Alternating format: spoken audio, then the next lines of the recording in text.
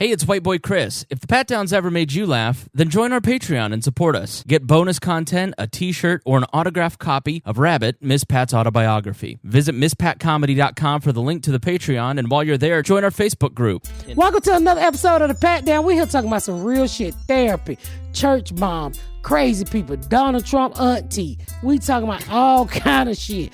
Narcissism. What's the other diseases they have? Borderline. Borderline narcissism. And what else? Borderline narcissist and sociopath. Social security check getting nigga ass. All them niggas out there who crazy. Stay tuned after the music. What are you doing? The baby's laughing at you. You better get up, get out, and tune in to this podcast. It's Pat, spit the truth, spit the real facts. Nothing but the ugly, classy at the same time. Pat got the flavor, these are not your same lines. That's the politics, she been on the real grind. It could be pretty but ugly at the same time. Just tune in, put your lock on the spin down. Ain't no need for the wait and turn it up now. What you talking about?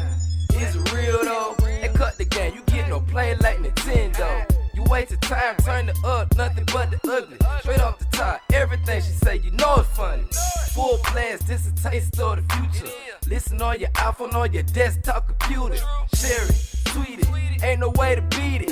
Nothing but the ugly, turn it up and gon' repeat it. We're literally talking about different, what is it called, Chris? Helicopter parents? Sheltered kids? Oh, is that what they call? Or we were talking about conditions. Mental health issues. Mental health Yeah, issues. right. We and we was talking to our producers here, Kate, and she was you mind if I share? She was saying that how you call them PK pastor kids, and how she was all sheltered and shit, Right. and she learned of these conditions, which is borderline narcissism, sociopaths, histrionics, like all that stuff, like all the personality disorders. yeah, and she said like her mom would do shit like trip her up going up the stairs. Like it's mostly like you would think it is planned, but it wasn't really planned. This it's okay to do it one time, but you doing this shit 2-3 times a day, bitch, you crazy. It's mind games to create control, like what happens in a lot of households, and like especially I think in suburban white households, is control games, mind games. It's very sheltered. We're gonna keep you in a bubble, and then like there's also like this cruelty and this narcissism, and it's like, so you get out into the world and you're totally not prepared for the world, and you end up kidnapping, and you have all your parents' bad thinking patterns, and then mental health is stigmatized. So it's like crazy. I'm glad we're talking about this, because I was in AT&T store the other day, and I was getting something done with an iPad, and at first it was just me, and I'm in there. One of the guys who worked as a fan, he listened to the podcast. Hey, darling, but and then in walked this couple, and I said they look like Carol Baskin. That's what they look like to me. So that bitch owes me money. He said, so they walked me out, Trump. He walked in. He said, they older couple. They said, my daughter said it's time for me to get off her account. And I'm looking like, fuck wrong with these folks. Why these old folks on their daughter account? Yeah. So they sat down and they started talking, y'all. And the guy was like, well, you can get your own account. And he said, but we have to run the credit. He said, oh, we locked all credit because we don't want nobody to get all credit. Right. I said, what the fuck wrong with these folks?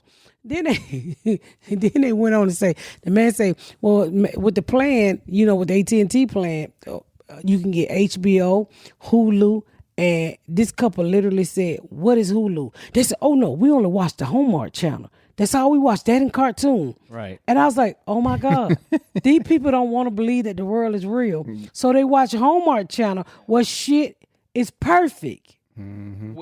And if you threaten, like we had an instance on a show that I work on where we had a guest and they mentioned diversity is a good thing and said the word white men, and this is a white older man that said it, you wouldn't believe the crying about it. I mean, it was like you had invaded the safe space and had basically, how dare you confront me with black people in this safe bubble that I've created for myself. And like, that's the whole, like, I don't know. I think boomer parents, white parents, because that's what I know, Like there has been an effort to keep themselves protected from everything, their kids protected from everything, and it's just created this fragility in people that makes them totally ill-equipped to talk about the real issues in this world. It's like me at the beginning. Like join the Patreon, go listen to me in those first few episodes that we talk about race. Because it's like. And they're in the Patreon because I didn't want them in the public feed because I wasn't ready for all that. You know what I mean? Oh, we know, nigga. You a tea party. We know your tea party. But it's like that fragility of like... I seen your suit too big up there pledging to be racist for the rest of your life and only fuck cucumbers. I saw you. But it starts... What is your thing with cucumbers? I don't know. That's like your go-to frozen cucumber. Don't have any pickles in this household. They don't break when they frozen. Put your pinky down. Put your pinky down. I'm pointing at it. What you saw at that AT&T store is my friend's parents. Yeah, parents. I was actually really shocked, and I'm listening. I was like, they really Carol Baskin. Without the motherfucking reptiles or whatever the fuck she was over there raising. so she still got green on her mind. Right, yeah. So they was like, oh, we only watch the Hallmark Channel and cartoon. We like Bugs Bunny. I said, they're so... And then in walked a big fat-ass daughter that looked like she shook the whole land of corn this evening.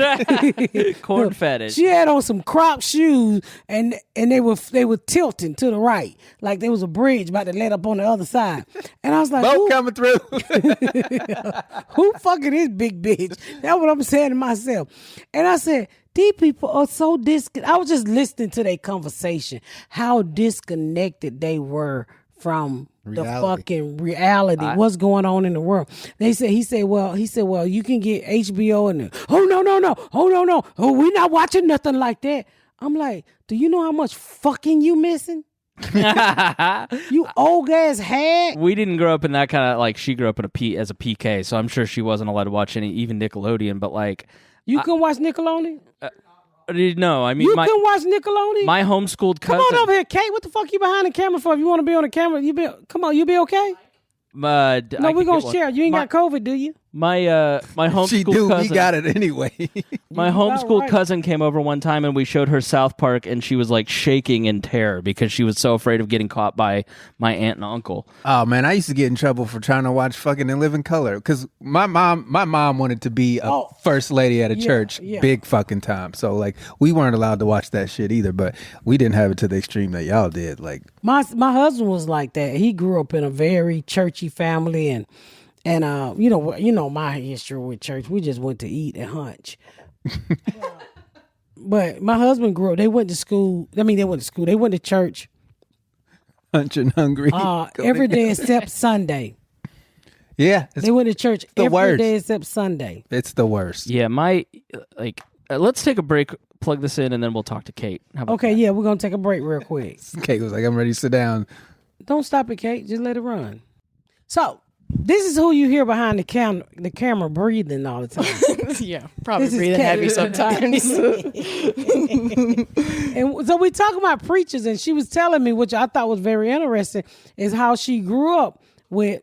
Go, Kate, tell your story. The whole story? In West Philadelphia. I wish it was that cool. Yeah, I did grow up closer. I did grow up as a pastor's kid, and kind of what you were just mentioning was like not even being allowed to watch Nickelodeon. Same thing. HBO was like, that was for dirty people. Right. And I think that's sinners, definitely sinners. Like me in the basement at 13 watching real sex. You were dirty, nigga. Everybody did that except for Pat. She was Air actually Force Amy. Real sex. Nigga, I was fucking. But anyway, go ahead. In Jesus' name. We was watching it. She was doing it. Dick is delicious. I was getting it early. Go ahead. Early bird catches the worms. And crabs. And crabs and everything else. Go. Keep going. Now, I mean, HBO is pretty much 90% of what I watch, so I've come a long way, you know. You like my cousin, you were kept in bubble wrap. Yeah, that was pretty much what it was. Like Radio Disney is what I was allowed to listen to for a really long time. So like to this day when I hear, what's that Fergie song? the one that really made her famous about the London Bridge. That song, and it says "oh shit" at the beginning. But I grew up just hearing "oh snap" all the time. Right. So I heard it recently, and I was like, "Wow, it sounds so much better if you say shit, not snap." They just robbed you of everything. They robbed me of oh, shit. everything. Yeah, of everything. Yeah. Oh my God, the whole oh shit. Okay. When the first time she heard that song, she was like, damn, Fergie did a remix? No. I love my mom, but like I was 33 before I finally told my mom not to talk to me a certain way. And like that, disobeying my mother by talking back to her at 33 was like the most liberating thing, because you were not taught to do that. No. Like there was an anxiety. You were to respect authority at all costs. You were to obey the government, to obey police officers, obey your parents, obey your teachers. Like that constant like anxiety around authority figures, I think that is why there's such a disconnect between the cultures. Yeah. Because y'all see us and be like, well, why didn't he just do what the cop said? It's like, motherfucker, because the shit's not the same. Yeah. Like that's a That's a really good point. huge issue. Right. That no one ever wants to address is how authority figures in suburban white households are good. Like you see it on your Facebook with the Back the Blue people. Like you're not to talk to your parents a certain way. Like I think that creates a certain level of anxiety. Like Kate and I have talked about this like privately. Like you were firstborn. We're super responsible. We don't stand up for ourselves because you are not to stand up for yourself. Correct. Like you've listened to me like be mothered by Miss Pat. Right. Because I'm not like when I was going, I felt so bad in that last episode when I was going back at Miss Pat. In my mind, I'm going, man, did I hurt her feelings? I really should've. Nigga, no. Keep talking. I'm not your motherfucking mama.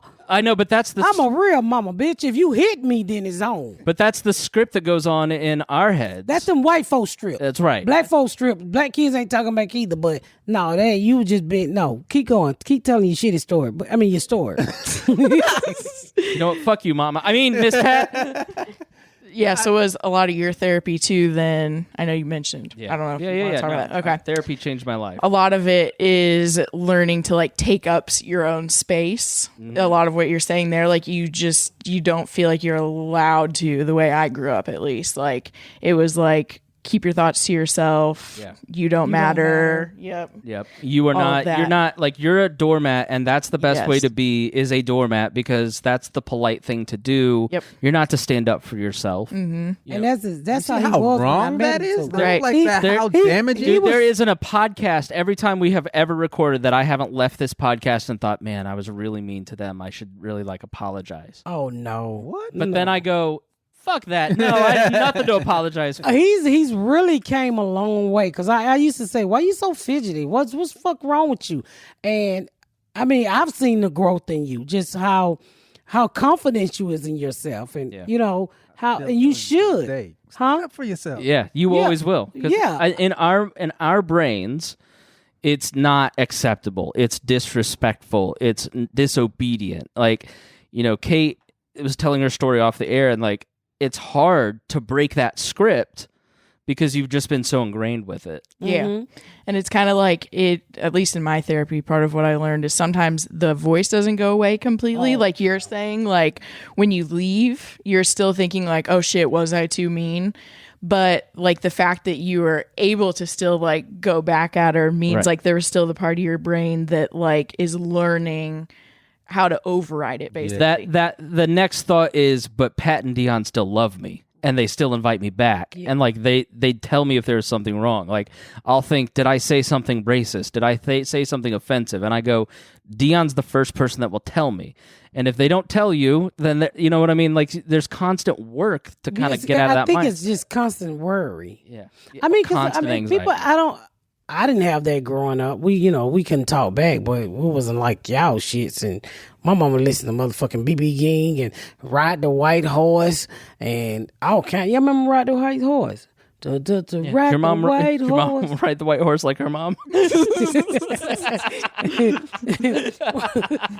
What did he say? Man, did your mom do heroin too? My mama thought actually it was fucking a white man, but it was heroin. But it's a lot of stuff like sorry, when you've been abused or people have controlled you. Because I hear like my fear is that I really don't ever talk about is never thinking I'm good enough. Yeah. And that Dion That always, drives me fucking insane. But when she says it, I go, man, I know exactly how she feels. I'm never good enough. And every opportunity that I get, I'll be like, do I deserve this? And like, hope. Just so bizarre. Have you heard about imposter syndrome? So that's like a lot of people in entertainment talk about it too specifically, but it's that constant feeling of like you are good enough if like you got an opportunity, but you're saying when you get it, you're still like, am I good enough for this opportunity? Is it a fluke that I got it? Like, do I deserve it? Miss Pat That's would call imposter me. syndrome. Yeah, Miss Pat would call me for the first year of this podcast and go, "Do you think they like it? Do you think it's catching on?" I'm like, we have tens of thousands of downloads a week, and people by the hundreds are messaging us saying how much they love it. Like, listen to that. Like, what you have a hard time with, which I do too. I'm sure Kate does too. Like, anytime you have proven experience, proven like worth, you have proven talent in something, you've shown up, like you've sold out. You know, you're to theaters almost, like you have a TV show. Like, listen to that. I You know, like, know, but you it's- still is. I think it's it's. I think when you've been abused, you learn how to deal with the abuse.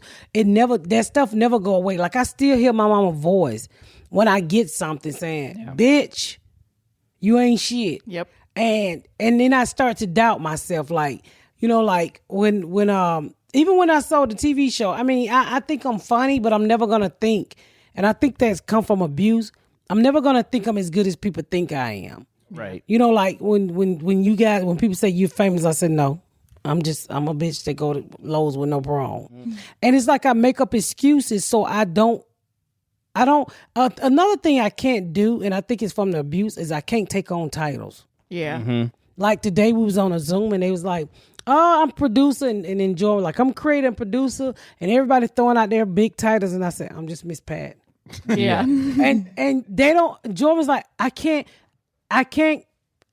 do it because then I feel like I think I can't do it because I think that voice is gonna come in my head and tell me I ain't shit. Yeah. So as long as I downplay like I haven't did anything good, I don't have to hear that voice. Yeah.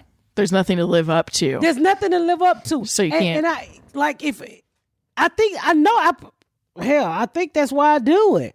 I never put myself up there because then I start hearing my mom, you know, bitch, you ain't shit. You know, like my first kid's father, you ain't shit. I start hearing the negative from people. Then I started questioning myself.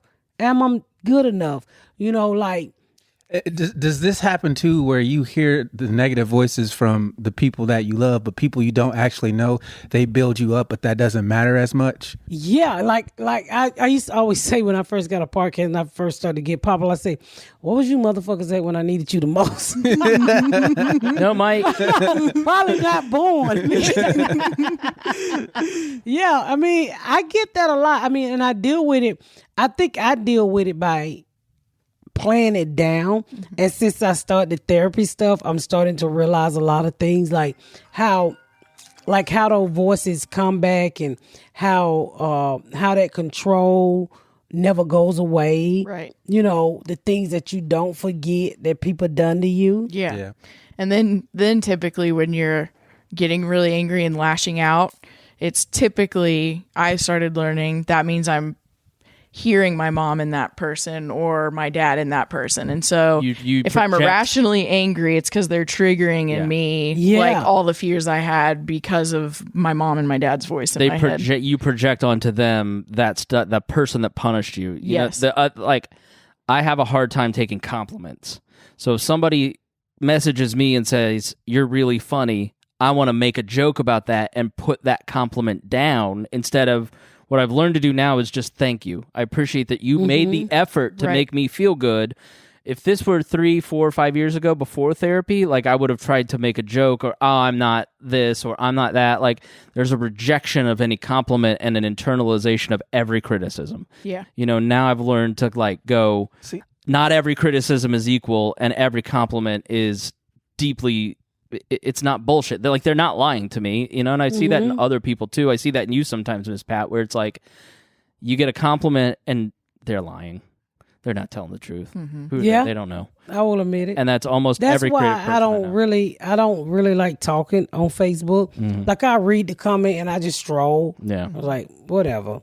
And you know, it's crazy because it just, as my career started to build is when I really started to notice this. Yeah. And even before I got the therapy, when I was shooting the show, I started to say, I remember leaving a show one time, me and Dion was at, and this older black man came out and I was telling all these stories on stage and laughing about it. And he was like, if you get therapy, I'm telling you, it really works. Yeah. And that's all he said to me, like a ghost, and went out the door with his big ass. Yeah.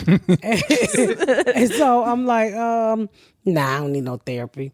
But it's going to make you the greatest comedian of your generation if you go to therapy, because all of a sudden, all those bad scripts that are limiting you, that are holding you back, are all going to go away. And it does mean you lose like being able to talk about it or like any of that. Yeah. I used to have this real big fear of like really succeeding. Like I would go. I remember it happened. I tell you when it happened. When I knew it was an issue. When I did the roast battle, and remember we went to Chicago, and I killed, and I did not want to win in Canada. I didn't even really try. If you look, I never seen it, but my husband said, "What was wrong with you?" I was scared to win. Yeah. I was literally scared to win, and it wasn't because Ralphie May was funny, but I know I could have hung with him. Yeah. I didn't even try. All I wanted to do was, it was a big stage for me. I didn't want to go there in the first place. I only went there. I thought I was just going to get knocked out in Chicago, and I ended up making it. She killed the dude in Chicago. Of course. Yeah, and so I didn't want to, they put me against Ralphie May. I didn't even try. I really didn't even try. And so, because I didn't want it. I didn't want to be on that stage with them. Yeah, so much of therapy in like the last 5 years of my life, because I went twice a week for 2 years and then once a week for 2 more years. It's like every missed opportunity or every failure is because I held myself back because I was afraid. And like therapy helps you get rid of those blocks. Like it helps you get over that fear. It helps you to not see everybody as the same person. Like I can still fall back into that stuff when I'm stressed, but like, it helps you just, it's, if you're a dude especially, go to therapy, because your relationship, if your relationship sucks, it's because you're not in therapy, sir. It's not your girlfriend or wife's fault. It's your fault because you're fucked up. I guarantee it's so weird. Like therapy is actual medicine for your emotional state of being. Totally. Yet we look at that profession as weak and fucking stupid, and it's stigmatized. But it literally just being able to talk to a professional about what's going on inside of you and how you feel. It could save so many people if we just got over I don't want to look a certain way. And it's like, motherfucker, you already, like we already see you. So what if that's the worst? Just imagine how much better you're going to be afterward. It literally, like, I don't know about you, but like I gave all the excuses of, no, that's weak. I'm not going. Guys don't do that. Like, but when you went, having the ability to tell somebody who legally couldn't tell anybody anything, like you could tell them anything, it trained me to have those conversations, because all of a sudden I felt safe having those conversations, and I got a lot less anxiety and afraid about stuff because I learned how to do it with a safe person that couldn't tell anybody my deepest, darkest secrets, which, oh, by the way, she'd heard 100 times that week. Yeah. See, they're professionals, so they know how to get out of you what you're afraid to release. So if they'll just have you start talking, right, and before you know it, you're telling all the shit that makes you cry or makes you afraid. Yeah, but they do it in a way that you feel safe. You don't feel judged. Yeah, they definitely don't judge, and then they're helping you go. So it's like you're not by yourself in that trauma. At least that's how it was for me when I was 16. Yeah, I went from 16 to 17. The whole school year, I would actually get out of class every Thursday to go for like 40 minutes to talk to this. She literally saved my life. How did you? Because I think it's the hardest part. Like, how did you get hooked up with them? Well, the school saw that I was having some behavioral issues, so it was mandated for me. And the first session, I was like, "I'm not going to talk to you," and she just sat there with me. She was like, "You will," and I was like, "I'm not. I'm glad I'm out of class," but she got me to start talking. She was, at first it wasn't even about traumatic issues. She's like, well, what do you like? What don't you like? Right. Stuff like that. And she made me feel comfortable.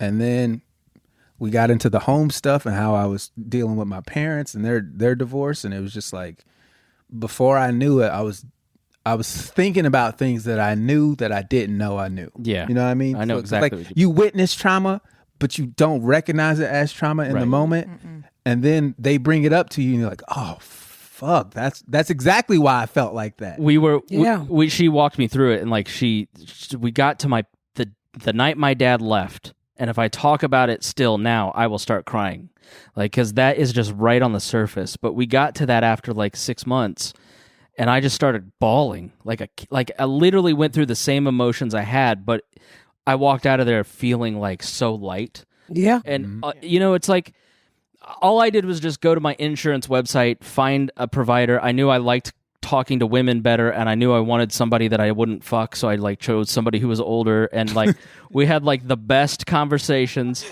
Legit.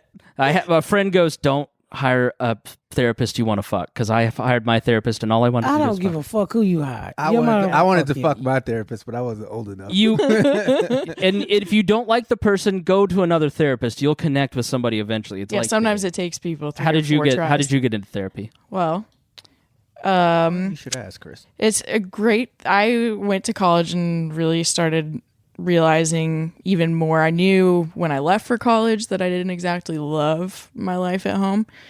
Then I became a lot more aware of it once I was away. And so started kind of clashing with my parents, mainly my mom at the time. But I pretty much kind of started figuring out with Reddit, actually, that it sounded like she was a narcissist. So I kind of stumbled upon that myself and started learning that no contact is pretty much your only option when you're dealing with someone who's not going to hear you, like is not going to be able to hear you. So I hadn't even been in therapy quite yet. And I told her I pretty much decided to go no contact with her. That blew everything up. And so the interesting thing is my mom found the therapist for our whole family to start going to, and she got diagnosed and didn't like her diagnosis and didn't like hearing the things that we were saying. And so she quit, and I actually stayed on with that therapist for about 6 years. Great. And yeah, like I was a mess. I would not be where I am now if it weren't for therapy. Do you talk now? Do you and your mom talk? No, we don't. Nope. It's been 7 years, I think, since I've talked to my mom. Really? Yeah. She just doesn't believe the diagnosis, which is a really common thing with borderlines and narcissists. Doesn't believe any of the diagnoses and says I'm lying about the things that happened. I actually the last time I texted with her, yes, pretty much. The last time I got a text from her, I think this was the last one I got. I started blogging about it a little bit just because it's like what I think is really important. Even like when you're able to say like you even don't always feel good enough. I think a lot of people, that's helpful for a lot of people, because a lot of people are probably like, Miss Pat never feels that way. Like you like separate that. You gotta go to Hobby Lobby. Right. So I've always felt, I always respect people who can talk about it too. And I know how helpful it is to hear someone else's story. So I started kind of blogging about what was happening. And the last time my mom texted me, she said she was going to sue me if I didn't take it down. Of course, they hate when you start talking about them. Yeah, so that was the last. Sound like Donald Trump. That was the last time I talked to her. I know there was a Christmas she reached out, and I was like, I'm like, just because it's the holidays and you're lonely and you don't have anyone, like, she doesn't get to have pictures with her kids and post them on Facebook and be like, I'm such a great person. Right. I pretty much told her that. I was like, just because you want to look good and it's the holidays doesn't mean do you think that there is any ability to reconcile?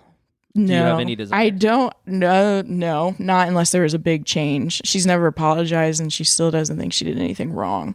So I just can't wrap my head around spending time with someone like that. You will not be able to heal unless that apology comes, because for the longest time, that's not true. You can heal, but the relationship. That's what I mean. There has to be a conscious. You gotta forgive. You gotta forgive so you can live, and that's what I had to do. Yeah, because my mama had died and I couldn't get an apology from her, and my ex, I've told that story 100 times when I thought he was going to apologize.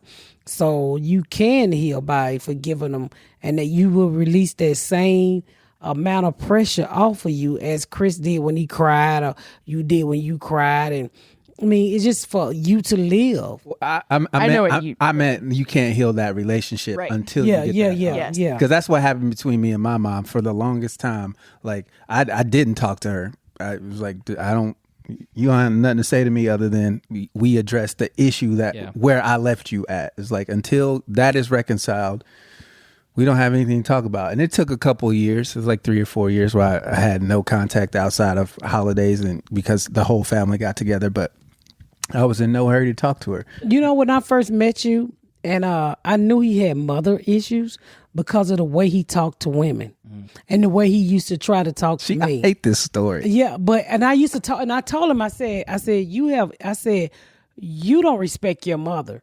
Not because I'm older than him by a few years, but I just saw the way he would talk. Like, we're friends. We've been friends since I moved here.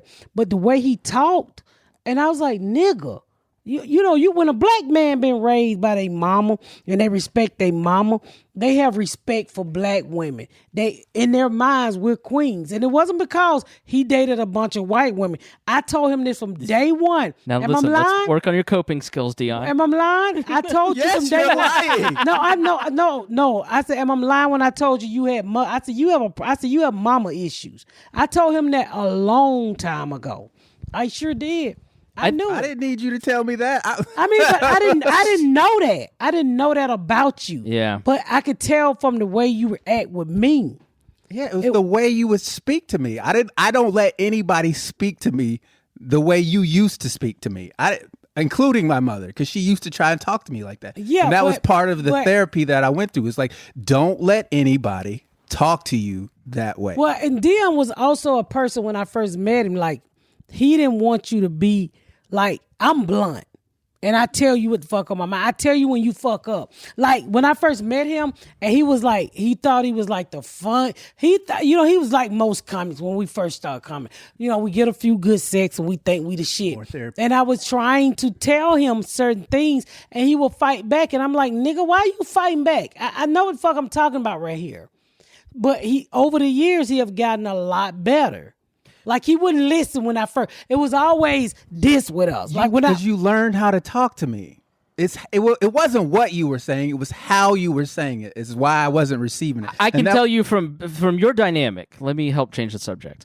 Let me have the talk. You like we're gonna break out and fight. It's not a bad subject. We also are attracted. No, but I'm saying, like, watching you two and you, Dion, stand up for yourself and say, I'm not going to accept less than how I'm supposed to be treated, has helped me. And like, that's been a great example because, and you saying, I'm safe. You can say it to me. You can say it to my face. Like, when you're dealing with narcissistic people, you have to have a spine of iron. Like, you have to have the, like, I don't think I ran into one yet.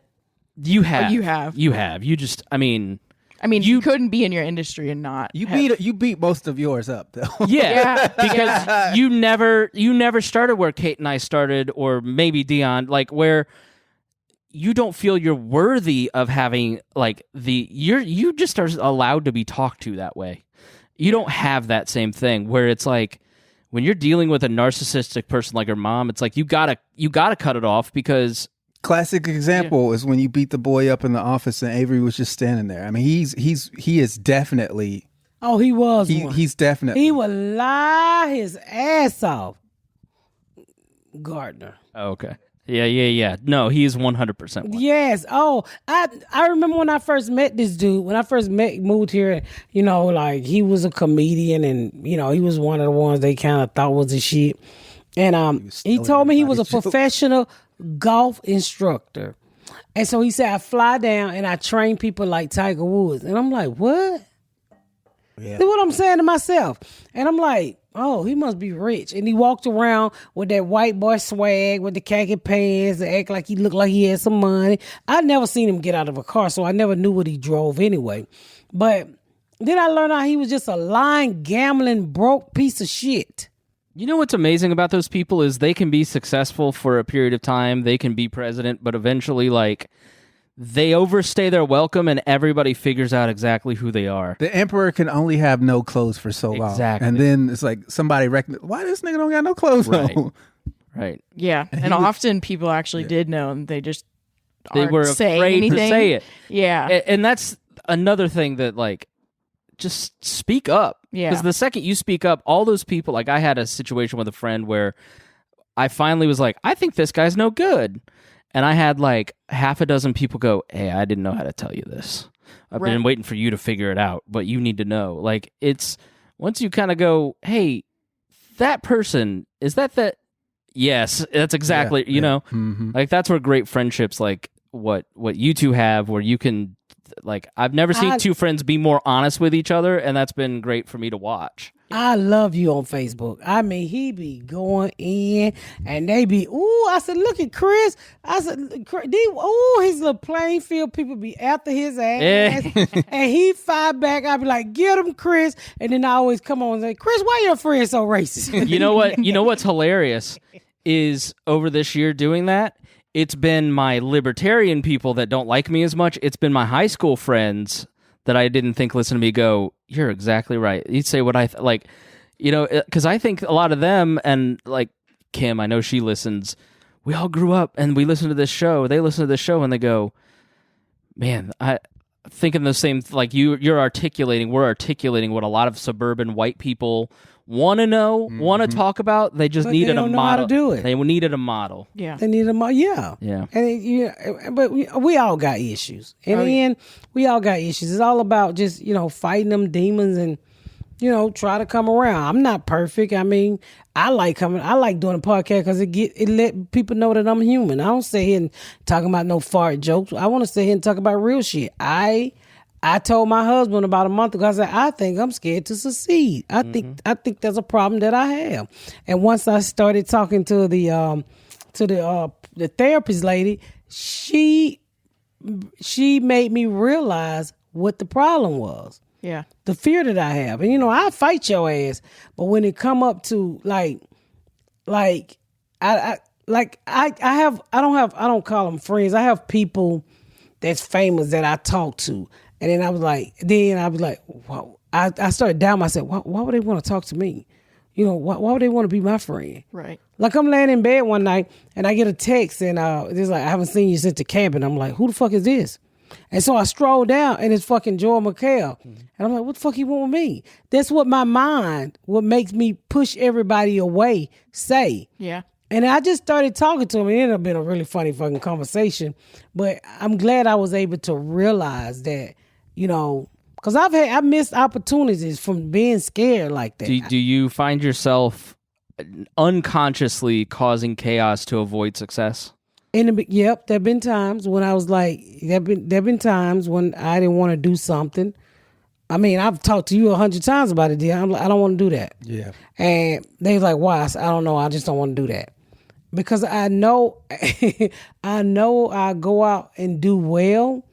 And then I started to doubt myself. Like I remember when I did the 20-minute Netflix special, and the lady from Netflix come up to me, who was in Canada, and she said, Miss Pat, come here. And I'm like, I'm saying to myself, I know who the fuck she is. She's the lady who fucking run the comedy department at Netflix. The crazy person in me, or the little thing that try to keep me down. So what the fuck this bitch want? Why the fuck this bitch want to talk to you? Don't talk to this bitch. Yeah. And so I go and I talk to her, and she said, we want to give you a 20-minute Netflix special. And I was like, my mind said, for what, bitch?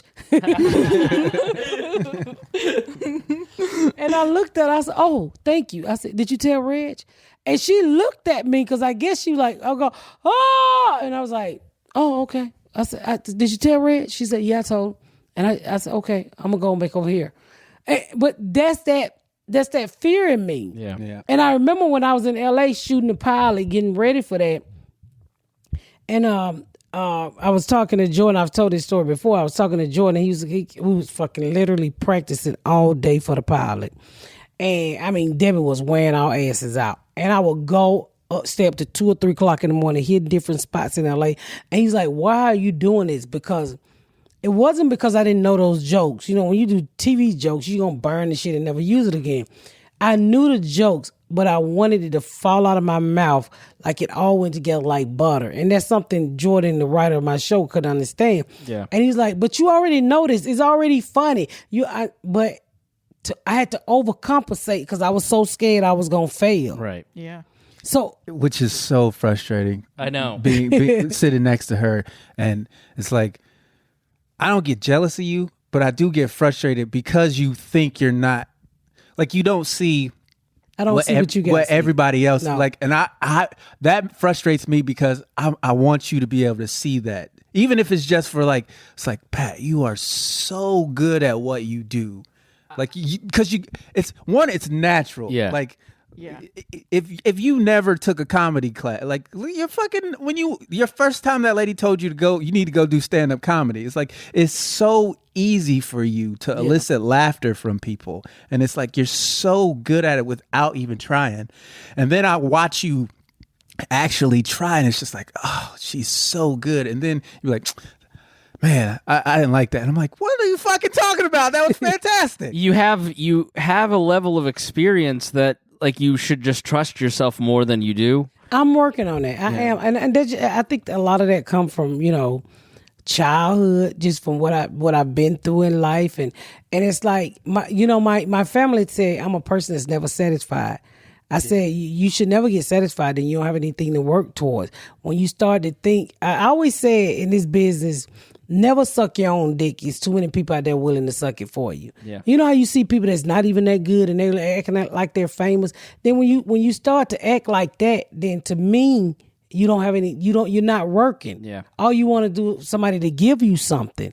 So I think that's why I always try to continue to work, and I don't see the stuff other people see. Because people ask, famous people, like, why do you talk to these people? I'm like, because they fucking people. These people go to Hobby Lobby for me. I like talking because they're real fucking people. I enjoy, actually, They go to Hobby Lobby for me. That's why. Gotta get the deals, man. My elite force of Karens. No, but there, like some people come in my inbox and they talk, and if I'm not busy, I talk back, and they're like, "Oh, you shouldn't talk back," and I'm like, "I'd rather talk to them than to talk to you motherfuckers with fucking problems that." I'm not talking to you motherfuckers. I want to talk to the real people. Bitch, what kind of deal you saw at Hobby Lobby today? Yeah, do you tend, and I'm just thinking this, but you tell me if this is right or not. Do you tend to look at your career or your work as I'm either talented or not talented, as opposed to I've worked enough, like exercise for me was really important because I never thought I could lose weight until I exercised, and I was like, oh, you just do this over and over and over and you can do whatever you want to do. Like, do you look at creative work as something that you've done enough reps to be really good, or do you view it as I'm either just talented because God blessed me or I'm not? Because you have put in the work to be great at everything you do, and you don't trust that work. Yeah. I mean, I know I'm talented. I mean, and I know comedy comes easy for me, but I still feel like I'm not there yet. I know I'm not there yet. I'm not. I got a lot of work to do. Yeah. Because I dreamed of being somebody like Richard Pryor. That's what I look up to, and I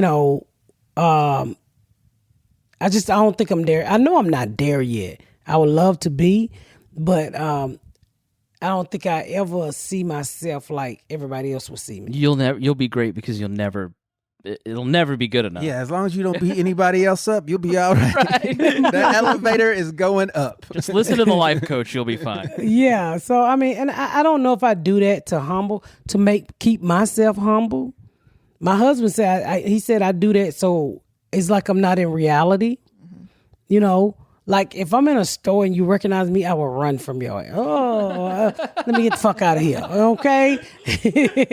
Let me get the fuck out of here. I don't know. I just think I do. I think I'm just humble. I talk to anybody.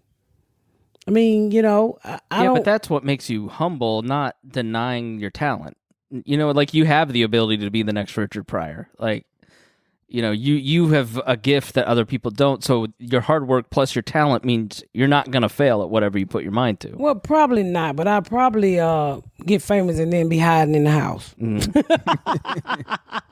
That motherfucker know who I am. I can't go to Hobby Lobby and Lowe's no more with no She's gonna be Beyonce rich and calling us, hey, are you near the north side? I got a table on Facebook watch that I need you to get. I'll probably go to their house and my God, what? Nigga, give me that goddamn table. Did you say it was $100? I don't know. You know, it's just hard work, you know, and we'll see. I don't know how I'm gonna react if once all of this shit I'm into eventually pop. I remember talking to the showrunner, you know, and he was like, "Are you ready for this?" I said, "What? I'm just ready to go to work and get my paycheck like everybody else." And he's like, "You don't know what's about to happen, do you?" I said, "Nope, nigga, but I know how much they said they're gonna pay me." You and I had a conversation 2 years ago when we started talking about the podcast at Bob and Tom. We had almost this exact same conversation. You have no idea because maybe you don't let yourself take those benchmarks and reflect on how far you've grown. Like, we talk a lot about how far I've come and this and that on this show, but like, take the benchmarks of that conversation 2 years ago where your career was, where you were like, I was helping you shoot an audition that you were kind of hoping to get. You have your own TV show now. You know what I mean? Like, think about all that's happened in the 2 years, and we're having the same conversation about like, man, you could be super famous. You're really good at this. You're great. And you're like, we'll see. Like, take stock on where you're at. Like, I think you're in a great position. I am. I mean, I got a lot of stuff that's we working on. I am in a great position. If it pops, it could be life changing. And I lay in the bed some nights and I think about it. And I asked my husband, I said, do you realize our life is about to change or could change? And he's like, well, I'll be glad because I'm ready to leave this motherfucking job. He said awesome. I'll be glad you get me fuck out that plant. Them niggas think I'm rich. And they be like, what the fuck you doing here? Ain't your wife on TV? And my husband, he just stared at me like this. Like, get the fuck away from me. He be like, he said, when we talk on the podcast, they be walking, they'll come in the next day talking the shit because he don't listen to the podcast. Right. He's like, I don't know what the fuck you talking about. What the fuck are you talking about? He said every Tuesday morning they ride into the podcast. Wednesday morning they come in talking shit to him. At his work? Yeah, at his work. Called him diet hands. Yeah. So he said, he's like, I'll be glad you get me the fuck out of this plant. So, you know, I mean, I think that's what I'm working towards, of him getting retired so we can move. And that's what fame is to me, when I can say, hey, dude, I got it. Let's go home. You know, let's move back home. And, you know, I'm just with my family. Right. You know. Well, I can tell you this. I don't know what the future holds for the TV show, but I know it won't be your fault if it don't go the way you want it to go. You work super, super hard. You hire the right people. You put in the effort, and you're really fucking funny. Like, you have high standards. It's like you've let me, you know, you give me a little bit of a view on the inside, and from what I've seen, it's just like the only way this show doesn't work is if somehow the marketing team doesn't do enough promotion for it, because it's fucking funny. Well, the crack babies are not going to let that happen. But Dion, is there any job you could do that you'd stay up till 2 a.m. doing? Like, she's up at 2, waking up at 3. Porn, but that's I literally get up every morning and read the strips and go over them and punch them and you know, everybody else is in LA. They be like, "Do you fucking sleep?" I'm just like that. That's the type of person I am. I will think about each line on the strip and say, oh my God, this joke wrote down. Let me get up and go write it down. Oh my God. And the great part about it, because I have Thomas Simmons, you know Thomas Simmons, and he the same way. All he need to do is throw water in his face and fucking wet his white face. He's fucking good. That's all he need to do. I mean, a cup of coffee and wet his white face, and he's fucking ready to go. He's like road runner right there by my side with me. And I was like, oh my God, I found somebody who just is fucking a workaholic like I am. But I literally get up every morning with my husband, go in that office, and by the time LA have woke up, I was like, hey, take out your computer, motherfucker. I'm ready to do this. Right. Or I'm ready to change it. And there been mornings I know Dion be pushing me over to, no, don't answer this bitch. 5 o'clock in the morning. Yeah. Nigga, wake up. I got to tell you this joke. I got to tell you this line. Is it working? And so he eventually called back. But I think it's the work ethic for me. I like I like burying myself in the work ethic. I mean, I know the fame is coming, but I don't give a fuck about that. Like when we went to the NAACP Image Award, my book was nominated. Quisha tried everything to get me to walk the red carpet. I said, first of all, bitch, these shoes hurt. Second of all, nobody knows who the fuck I am. Third of all, I don't want to walk no red carpet. I just want to go and eat this chicken dinner that I've reserved, sit down, and get the fuck out of here. See, but that annoys me, and I'll tell you why. You were always on Dion to get a nicer shirt. Image is everything. Perception is important in all this. And then you know that because you're telling him that advice. Walking the red carpet is how you get more promotion for your TV show, your podcast, your sets. Like, all that's important. So you hate it when she's a hypocrite too. Yeah, let's talk about that. But you're not. I was dressed up that day. You're not. No, but you're not letting yourself do it because you don't think you deserve it, and you do. Yeah, well, the next red carpet I get, I might walk it just for you, Chris. Do it, or I'll follow behind you. I'll be like pushing you on there. Yeah, I'm gonna say comfortable shoes. Well, I'm gonna give you a shout out. I mean, I don't know if I try to avoid stuff like that. I do. I don't care for all of that attention. And that's what Quisha. Hey, she was like, let's go to the parties. I said, no, bitch, I'm going to bed. What was that we had? And I had to go. I said, I get you in, but I'm going out the back door on y'all asses. Even when I did T.I. Album, he invited me to his... the Mythbusters party in San Francisco. There was no back door. We looked for that motherfucker. One way in, one way out. It was in a fucking garage. And all the white San Francisco liberals are like, the blacks are leaving. The blacks are leaving. Yeah. Literally like a fucking fashion show, the way we walked in and out that bitch. What the fuck was that? I wanted those fucking chips and salsa so bad. She's like, we leaving. I'm like, God damn it. Oh, God. That was some bullshit. Oh, here we go. What you want, security guard? What you want, fat nigga? What it is? Good, bro. What it is, Captain Save a Dick? Save a dick. Nigga look like a free agent bodyguard. See, I just love these conversations. It's healing because, I mean, I don't think I would have said that a year ago, but hey, we all got issues. Don't fuck around and let me get more confidence than you. God. Don't let it happen. I won't. We're going to push him down in them Brooks shoes. Nigga, get out of here with that motherfucking walkie-talkie. Fuck is wrong with you? Radio? He got it. Who fuck ain't radio? B Stung Cuba Good looking junior motherfucker.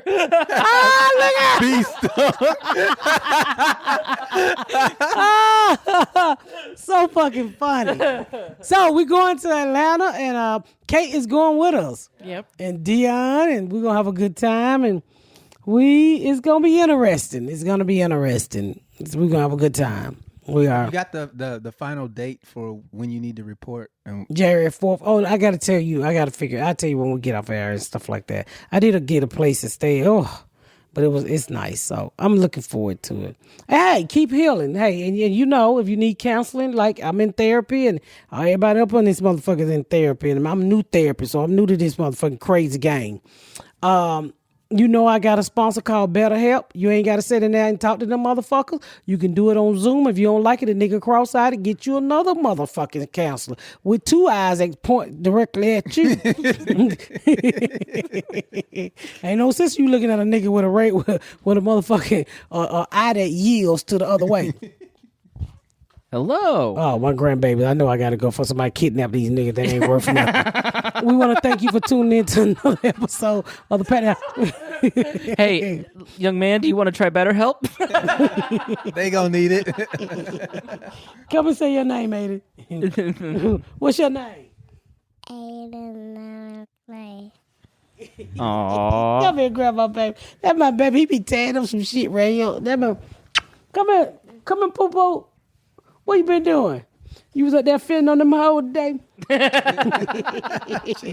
did not say that. God forgive me. I didn't mean to say that. Oh, Lord, Paw Patrol.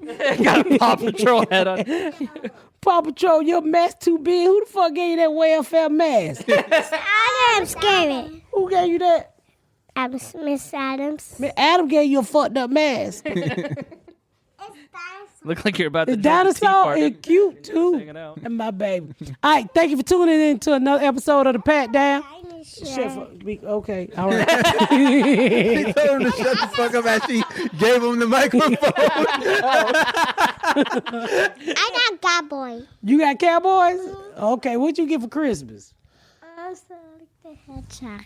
Huh? Now I want to call him Sonic the Hedgehog. I think he been reincarnated. He be talking about Sonic the Hedgehog. That shit old as shit. Yeah, that was probably when I was his age. Yeah, so I don't know what the fuck he talking about on Sonic the 30 years Hedgehog for. Yeah. He's making a comeback big time. Yeah, he 30. He 30. Hey, thank y'all for tuning in to another episode of the Pat Down. Make sure you check out my sponsor, BetterHelp, because we all motherfucking need better help. And I'm new to the crazy game. Thank y'all so much for tuning in to another episode of the Pat Down. Make sure you check out my website at misspatcomedy.com for all of my social media, my tour dates, my book. Make sure you spread the word about my podcast. Please rate and review. Please rate and review and share. Thank y'all so much, y'all. I've been Miss Pat.